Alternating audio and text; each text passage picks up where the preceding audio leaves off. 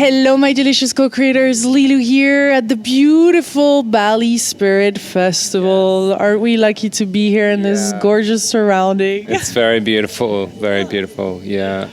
So, this conversation is about the sacred masculine, because we talked a lot about the sacred feminine here and there, but I feel the masculine is rising too in a different way, isn't it? It is. I just did the Sacred Masculine workshop this morning, and the feedback from the men is, it's so amazing to have that space to experience and embody the Sacred Masculine, and how prevalent the feminine is now. And say in a place like Ubud, or one man said, I live here and it's just the feminine and women, and I just crave this space of the masculine and connecting with that. Yeah. So how do you define that? Well, I work with the archetypes, and so I define the sacred masculine could also be the mature masculine, and that's when all the archetypes are online. So that's the king, the lover, the warrior, and the magician. When all those archetypes are in their full form, in their mature form, then the full or sacred masculine can show up. Yeah. Are we one archetype? I mean, are men one archetype? And are we talking here of the masculine also within women, or just for men? I mean, how does this whole thing work? Can we be all of it at the same time? Yeah, well, just speaking within the person, so within the man, the archetypes can show up in different degrees. So within me live all the archetypes. It's a great question about whether those archetypes live in women, and I think a possible answer to that is, does that work? Do those archetypes work for women? Some of them may not. So the archetypes is energy work to create a map for the energies. It doesn't have to be a fixed thing or a philosophy or anything. It's like a tool to. That's what I shared with the men today. It's the archetypes are like a tool to help empowerment, to help me be empowered to show up how I want to show up and make the choices that serve me and those around me. Because you have a powerful woman, so how does that work for you to really show up? And is that part of this being in the sacred masculine, to be able to really show up for a woman that is a goddess? Absolutely. My woman is my teacher so much, and she.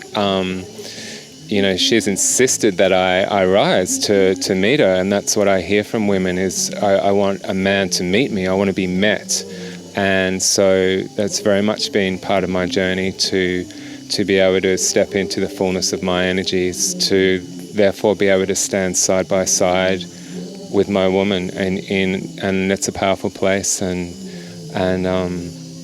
we have children together, and. So the answer is yes. Where are you from? I'm from Australia. Yeah. How is that in Australia with the sacred masculine and all these mystical teachings and all that? I look forward to going there on the tour and doing some interviews. But yeah. Well, Australia's interesting with the masculinity in Australia. There's a story in Australia that men are bad, that men are boys. Stupid boys, they're not connected with their feelings, they're worried about insignificant things like cars, and that's really portrayed through the Australian culture, through the advertising. Something I've been becoming more and more aware of. And maybe it's the European history of Australia, through the colonisation and the convict history or whatever, that the men weren't sort of standing their power. There's some sort of shame story, running that's still there culturally. But having said that, there's a very strong men's movement in Australia, and that is just about men sitting together, and circles, programs for men, I've been involved in the Mankind Project, which is a project all around the world, and that's strong in Australia. Men supporting men to be empowered, and You organize those circles too, don't you? I've facilitate some of those circles or co-facilitate. It's a community thing, which feels really good to me when it's a real circle and it's held by a community of people rather than one person. Could there be that men are afraid sometimes to go into these circles or explore their masculine or even their feminine or even some other sexual practice because they're afraid to maybe get open to being in a relationship with other men? Like there seems to be this fear of men being with men too.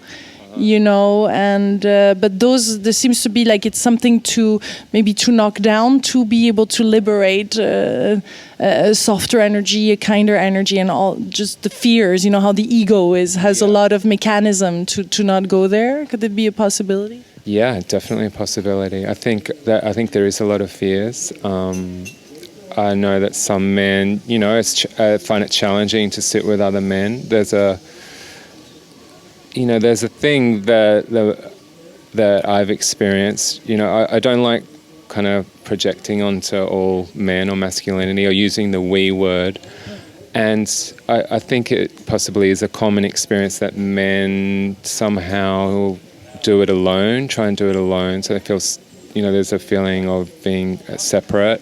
And I think actually that's an immature form of masculine. Like a mature form is to be connected and to ask for help and support others and be supported. And I think as soon as men sit together in circle in an open, honest, authentic, safe place, that all those fears just kind of drop away pretty quickly. Yeah, and the first thing I hear from men is, oh, gee, I'm not alone. My brother's facing like really similar things that I'm facing, and so there's immediate connection. And I see in the say at the festival here, some of the feedback I got was, okay, so I used to really be like a real man, like a real bloke or a real man, and I got a lot of sort of flack for it from women and people around me. So then I took on the feminine and got in touch with my feminine, and that opened up my gifts and my intuition and all these wonderful things. Women start coming at me. Yeah.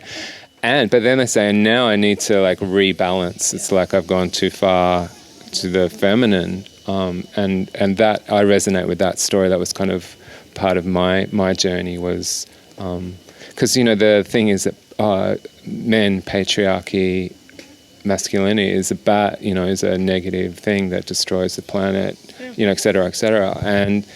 But really, like, patriarchy is an immature form. It's a boyish form of masculinity. It's the archetypes in their shadow forms. It's not the archetypes in their fullness. Yeah, and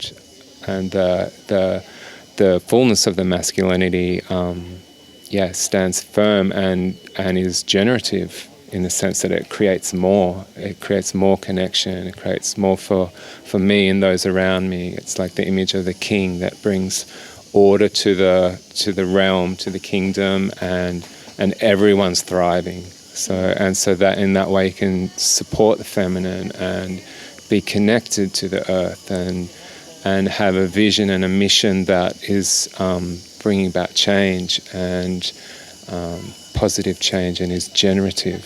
Yeah. So these are the things that the full masculinity is working with. Yeah. So what's going on right now for you? Is there some, because I've seen, you organize workshops and circles, right? Is it all around the world? Are you creating albums? They're going to festival. What's going on? Yeah, well, I'm touring with my wife, Dea Dover, and we perform together and co-produce music together, and we tour the transformational festivals, a lot in the States, and we're just going to Canada this year. And so, at those festivals, I offer the men's workshop there and in my local community, which is in the Byron Bay area. And yeah, wherever I'm welcome and open. Yeah, I like to. About Europe. Europe, yeah, actually, Europe would be great. Yes. Yeah, we're thinking about that. Yeah. Great things are happening there, and a lot is opening up. Yeah, it's really beautiful to witness, and it's happening all around the world. Yeah. Yes, definitely. Calling in the divine. Well, thank you so much for this beautiful interview. I look forward to interviewing your wife too, maybe tomorrow before you guys leave. And big kiss to all of you, Juicy co-creators for beautiful Bali. Yeah, a little last word for them. Bless up. Show up how you'd like to show up in your fullness. Beautiful. Much love. Bye.